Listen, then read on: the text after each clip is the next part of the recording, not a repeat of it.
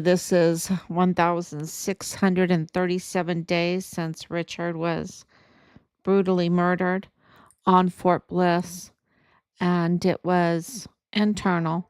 That means the chain of command was involved. And here we are. It's so exciting. It's like so many emotions because we're just counting the hours, right? We're counting the hours for this full change of administration. And, we're celebrating because we have accomplished something so amazing, and that is to keep Richard's case open and the active and ongoing investigations to expand, which we have done, um, to get Richard's name out there, to in any way possible that we could in order to get our son's remains. That's justice for Richard. Get our son's remains that he may be laid to rest in peace, and those that committed this murder and cover up um, will be held accountable, um, because they have to be. They have to be penalized. We have a huge problem that we've recognized these 4 years, and that is the entitlement to do crime, to to break the law, to absolutely break the law. Um, and then when they get caught, to like they're entitled. They have this attitude like they're entitled and that you have to answer their questions. That's not how things work. That is not how things work. That is not how a successful country works. We are to be humble. When we're in the military, we say we serve. We serve because we work for the people of this country, because this country is built on of the people, for the people, by the people, under God, and the Constitution is a restraint on the government agencies, and gives the people the power. And we have to remember that. And those are our laws, and they absolutely have to be defended. And they cannot, uh, be loosely, I don't know, let people break them, and then they feel like they're entitled to break them. Absolutely entitled to break them and not have to answer for the horrendous crimes that they are committing. So, yeah, this is, um, and if you come to the country illegally, you are breaking the law right from the very beginning. Right from the very beginning, you feel entitled that you can break the law, that you can make excuses, and that you can break the law. And, the Halliday family, the extended family, we are a family of immigrants, but you have to be legal. You have to do it the legal way. And it can be a little painful, but it means that you're vetted, that you're not allowing criminals to come into this country. And, we have it confirmed by Leilani herself that she has immigration problems, that she started in this country illegally, and that she has continued to break the law and break the law and break the law, going as far back as before Richard was even born. And, so with this new administration, um, absolutely, you see the huge difference coming from an administration that allowed this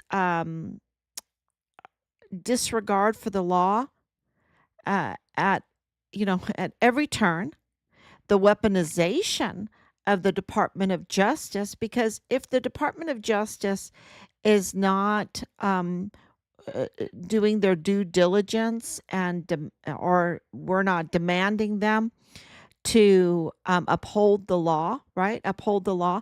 Then what are they going to be used for? They're going to be weaponized. They're going to be weaponized against any political or business enemy, right? Whoever is running the show and has the power can use the Department of Justice and our agencies as weapons against us. And this is really, really dangerous. And St. Augustine, St. Augustine absolutely said so.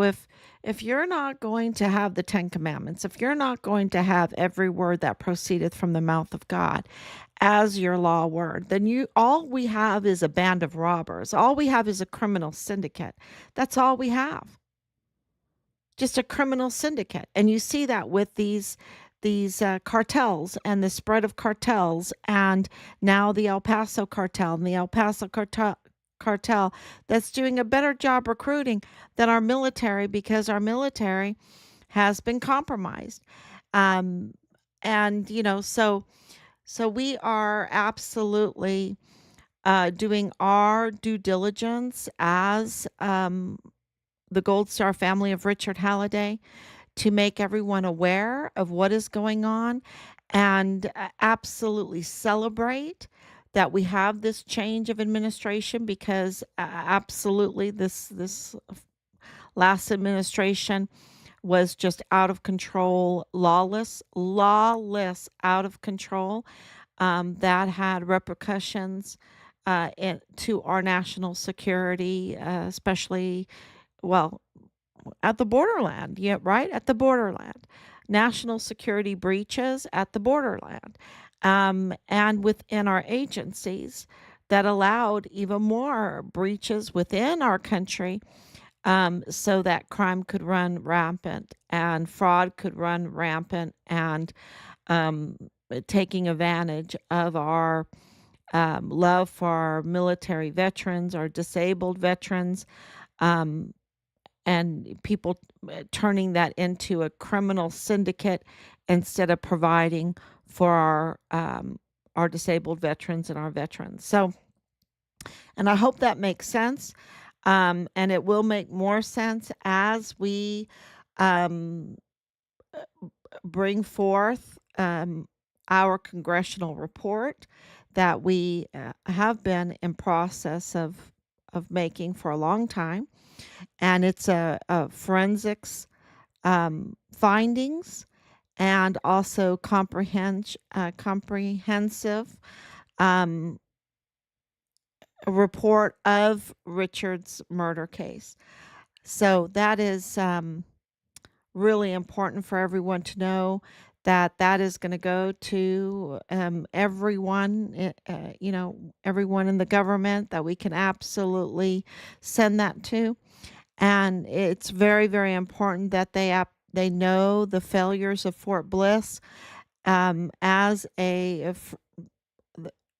with the forensic findings, um, and the uh, comprehensive investigation into the murder of our son. They need to know the failures of Fort Bliss, because Fort Bliss is a vital, very important, and they're calling it the death camp, right? This is how bad it is. They're calling it the death camp, um, and I even put together a song um, to let people know how severe, how serious this is, and hundreds of thousands of children that they call unaccompanied minors, unaccompanied minors, migrants. No, they're taken. These are taken children.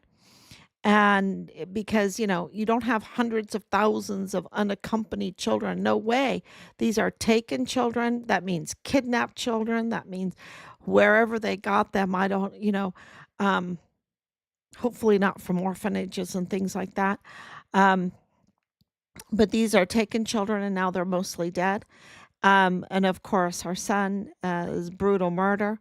and so many more, so many other things. There is a huge breach in security. There is a huge corrupt, compromised culture that is right there on the border, and that is creating an entitlement culture. And what do I mean by that? Entitled to uh, engage in criminal activity. That's what I mean. That they feel like they're engaged, that they are entitled to engage in criminal activity, spy, be asymmetric warfare tactics, compromise our director of emergency services, compromise our military, compromise our CID, compromise our FBI.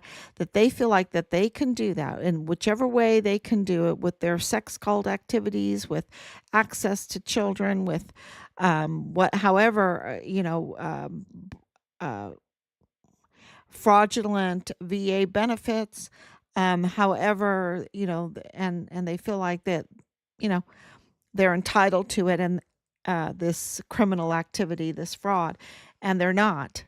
And so, with this change of administration, Make America Great Again is absolutely watching. We're very excited. We're just counting down hours, but we're not doing nothing. We are preparing. We're preparing for this time.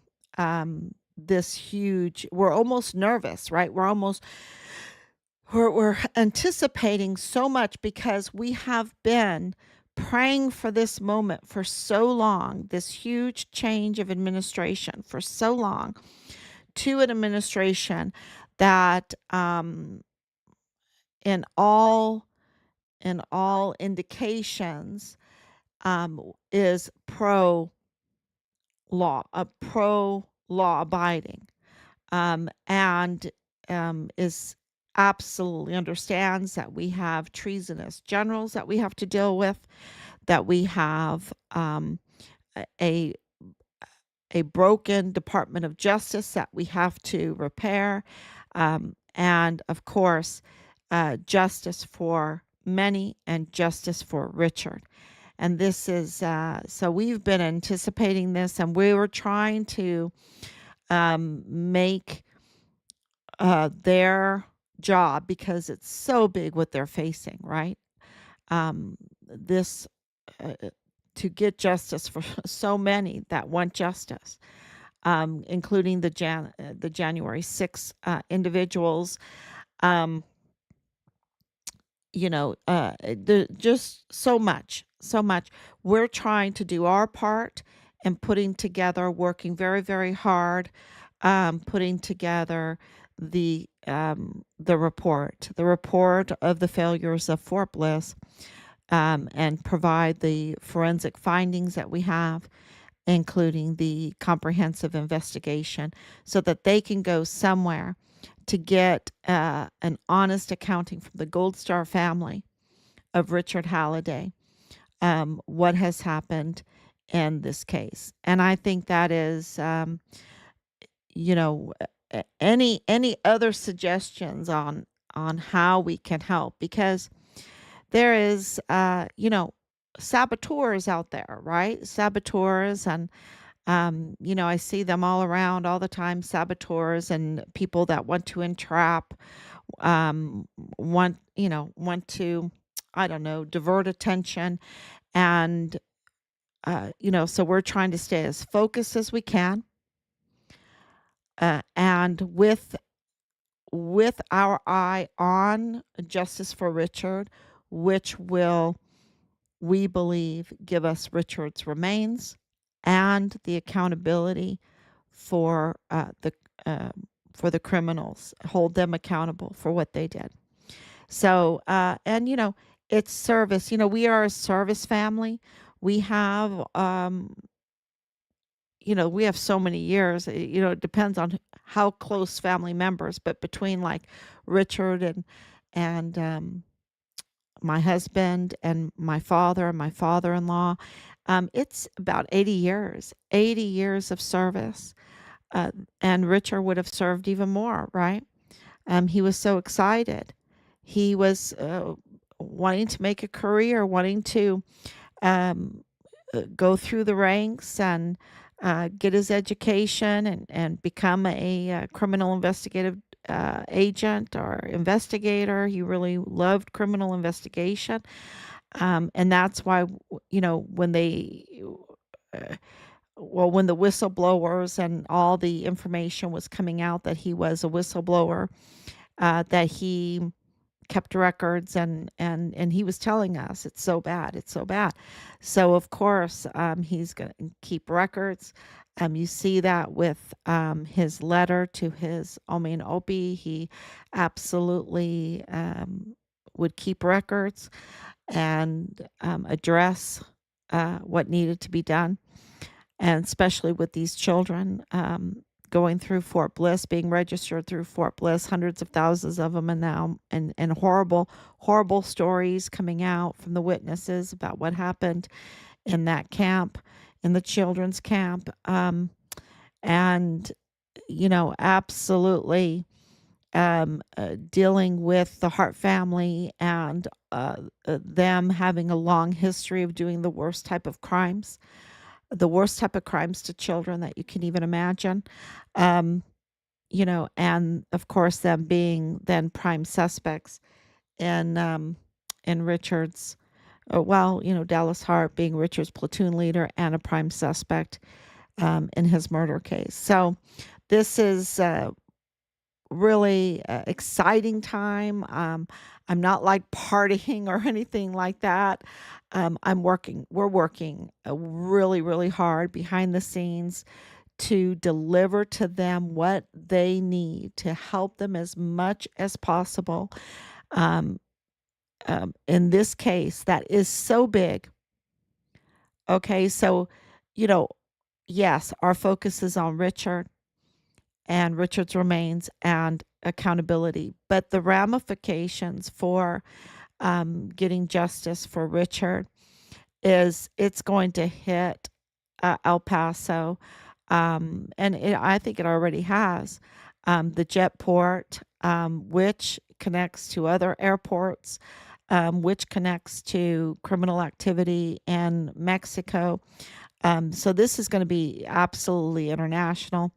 There is going to be more focus on the crime that's going on in the El Paso Criminal Law Magistrate Court, where they have violated the rights of El Paso County citizens, their right to elect their judges. And they've just appointed these unlawful impersonators in this court, which is absolutely violating the civil rights of the people there in El Paso County. There's going to be a driven power to address that, and there's going to be a drive to address the illegal status, the unqualified status of Mario Raskin Ortiz as the chief medical examiner, because that's connected. Of course, it's going to connect. And when I talked about the jet port, I'm thinking about El Mayo Zampata, cartel, uh, the cartel leader, that his lawyer, Ray Velarde, was assigned to be Richard's lawyer. Um, you know, I mean, come on, there's tons and tons of lawyers. That just doesn't happen. And, that has led to a lot of information, um, because it ties this all to the cartel activity connected to Fort Bliss and El Paso cartel. Um, and of course, 3905 Bliss Avenue, which is connected to cartel, which is also connected to the Walmart mass shooting. The ramifications, the shaking up, um, you know, uh, it is so worth working until late every night to put this all together to help El Paso County and its citizens, because it will reach out even to Germany. It will reach out to Mexico. It will, I'm telling you, it's so big. It's much bigger than the Iran-Contra scandal. It's much bigger as far as the agencies when it comes to many other criminal cases. I can't find a case that uses as many agencies as our son's case. I just can't find it. So his case is really, really big and has a wide sweeping uh, consequences. I think a wide sweeping cleansing that will happen. And so we really feel um, that it is our duty. It's our duty as Americans, also, of course, as the parents of Richard, to move, just work forward, work and pray to get this done. And so this on the eve of the inauguration where they're having balls and dressing beautiful and it's just sounds so good. It sounds so good. Y'all, I hope they're all having a wonderful time. But we are behind the scenes because there's many of us um saying, wait a minute, you know, even now, there are those that plot and scheme to do us harm. And, so we have to be vigilant and ready and prepared. And so that's what we're doing. Yeah. Um, and, one of the very first um, law enforcement um, actions need to be the audit and the arrest of Leilani Hart. Okay. That needs to be like right there at the top. The audit and the arrest of Leilani Hart. When you uh, think about the VA, when you think about the dates of when her benefit started, that she's a surviving spouse benefit, 100%. Um, that doesn't make sense. That doesn't make sense. There needs to be an audit to help make sense out of this for us because something is fishy. Something is not right.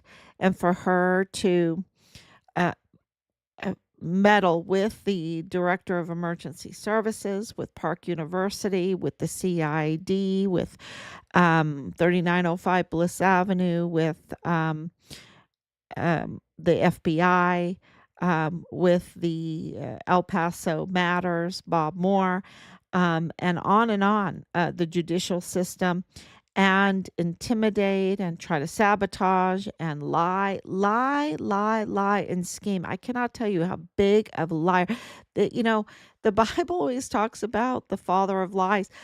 I absolutely have gotten a lesson on what God is was warning us about. I never knew that people could lie in such a vile, vulgar, continuous. I think they almost believe their lies. They just lie so much. It's just hard to describe it. You have to live through it, and I hope you don't. I hope you don't live through it because it's horrible. It is just a terrible thing. But um, Lalani's creed is greed. Lalani's creed is greed, and she is just malicious, vicious, vindictive liar. And we have so much of her own writings. She is just a very vindictive. And does she use truths in there? You have to if she's going to try to survive or whatever, she'll do these reports, and if you're going to do the reports, you have to say some forms of truth. But it is just all to be a liar, though. It's like I've got to be entitled to be a criminal and a liar, and her creed is greed. Okay, that is that's our assessment. And if you know her and you want to correct me, then that is great write it, but we got piles of her confessions that are hard to read, very hard to read, that we have analyzed very carefully. So she needs to absolutely be audited and arrested, and it's so bad. Our fears of what she did is so bad. It's so bad. So I hope the audit explains it and it's not what we think, but the chances are that it's what we think is pretty high, pretty high. Okay. The other is, the posts that are going viral. Of course, viral for us, we're shadow banned and everything. So ones that, do, and I did have an analysis, do like a posting, and like they'll post like 4 times and only one gets counted. So when you see a post, just times it by 4. That's what I've been told. So that's, but the ones that are getting the most attention, of course, is the red security seal on the door.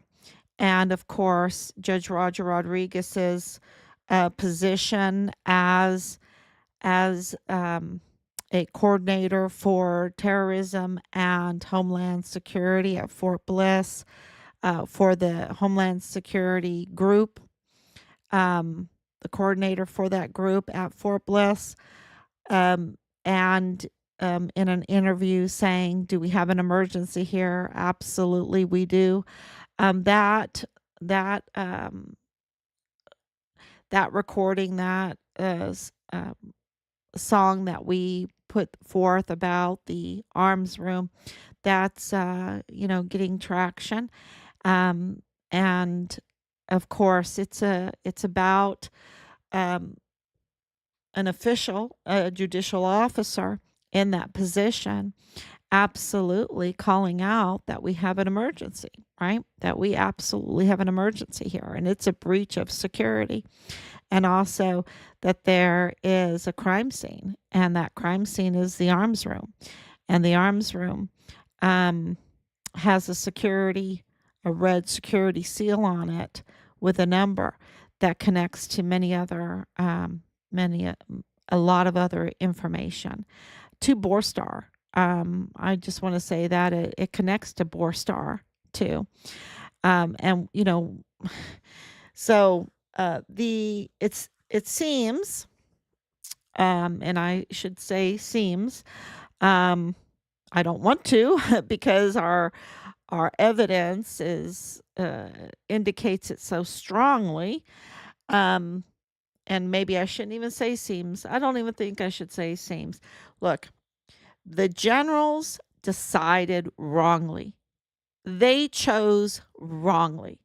They were under scrutiny, political fallout for what happened to Vanessa Guillen. And they did not want to have another Guillen situation. They did not want to have another Guillen situation. So they wrongly chose to hide and cover up Richard's murder and suppress the whole investigation and even tamper with the investigation or allow the tampering of the investigation. But I think they tampered because of oh, what is there, what is not there, and what is there. So that is very evident. And I'm just going to say it really strong because it is very evident that they are absolutely corrupt, compromised, no good, low down, treasonous traitors. I could go on and on about how to call these generals that had the authority, that because they were covering their own butts because of the fallout of Vanessa Guillen, instead of getting down on their belly and asking God for mercy, they felt entitled to use our system, to use our agencies, to use our military. And you know what they had to do it? They had to make Command Sergeant Major shake, shaky Jake. He was shaking because they had to choose to obey these wrongful orders or be retaliated against themselves and putting their whole family at risk. And they became criminals. These generals made our military leadership, who had dedicated years and years, they made them criminals because they were trying to cover their butts for the fallout of finding Vanessa Guillen. Because they didn't want us to find her, y'all. That's how evil they are. That's how evil they are. And because of the political fallout, they decided to just try to bury Richard's name, the investigation, cover it up, suppress it, manipulate it when they couldn't suppress it. Remember, they kicked us out. And when Hannah had that 40,000 shares on her Instagram, they had to get control of the narrative, and they lied. They put out a false narrative, just like with the Walmart mass shooting case is a false narrative. And it's just, the lies are just so huge. And so these generals and the asymmetric people, those that worked to cover up and suppress, they need to be held accountable. And thank you, God, that Trump won this election. Please pray for his safety. But what does Trump represent? He represents MAGA. He represents the people that don't want this lawlessness anymore. That they want to be law abiding, and they want to have a law abiding country and judicial system. And his feet are going to be held to the fire. Now, do I believe he's going to I can't even imagine the pressure. But because he absolutely was betrayed by the generals, because he was absolutely betrayed by the judicial system, and they weaponized it against him, and they try to destroy him in every which way, I think this is really sweet justice today. It's just a miracle. It's just magnificent. And so, of course, I'm wearing the MAGA hat and full support of this change of administration.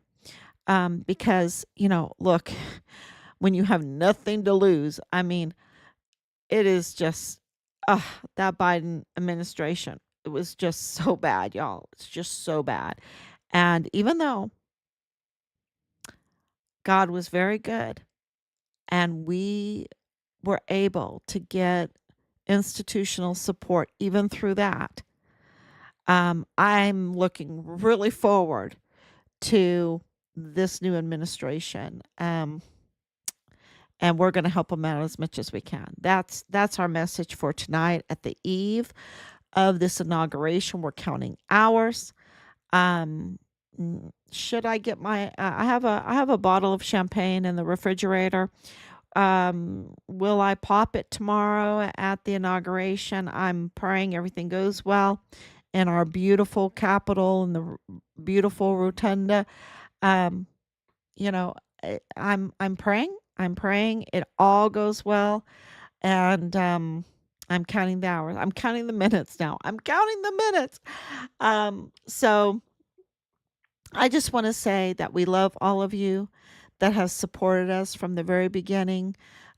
I know it's so long and it gets so late. Thank you so, so much. Um, we just, we are just so appreciative and that it's worth it. It is so worth it. It is so worth supporting this case and fighting for justice for this case because it's just going to be far reaching for so many other cases. And also, today is, well, it's already tomorrow. We're burning the midnight oil, but I wanted to say it's a baptismal day, the day we remember um, the baptism of our Lord, which is just an amazing, amazing symbolism. And yeah,